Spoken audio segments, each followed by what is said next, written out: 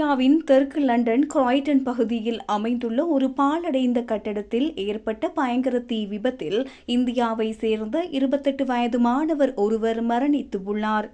ஆந்திர பிரதேசத்தின் காக்கிநாடா மாவட்டத்தை சேர்ந்த அபிஷேக் என்பவரே இவ்வாறு தீக்கிரையாகி பலியானவர் என அடையாளம் காணப்பட்டுள்ளார். அபிஷேக் தனது உயர்கல்வியை தொடர்வதற்காக 2023ஆம் ஆண்டு லண்டனுக்கு சென்றுள்ளார். அங்கு MBA பயின்று வந்த அவர் ஆந்திர பிரதேச மருத்துவ ஊழியர் சங்கத்தின் செயலாளராக பணியாற்றும் ஒஸ்கார் ராவ் என்பவரின் மகனாவார்.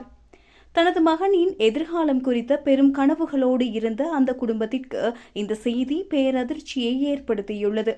கடந்த திங்கட்கிழமை அதிகாலை 1:30 மணியளவில் கிராய்டன் மேம்பாலத்திற்கு அருகிலுள்ள டப்பாஸ் ஹில் டெரஸ் பகுதியில் அமைந்துள்ள 2 மாடி கட்டடம் ஒன்றிலேயே இந்த தீ விபத்து ஏற்பட்டுள்ளது.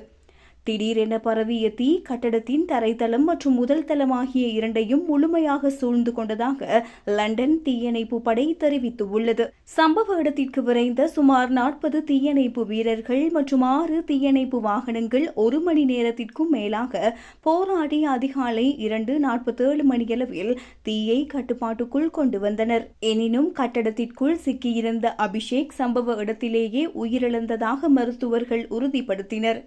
இந்த விபத்தில் மற்றொரு நபர் உயிருக்கு ஆபத்தான நிலையில் மீட்கப்பட்டு மருத்துவமனையில் அனுமதிக்கப்பட்டுள்ளார்.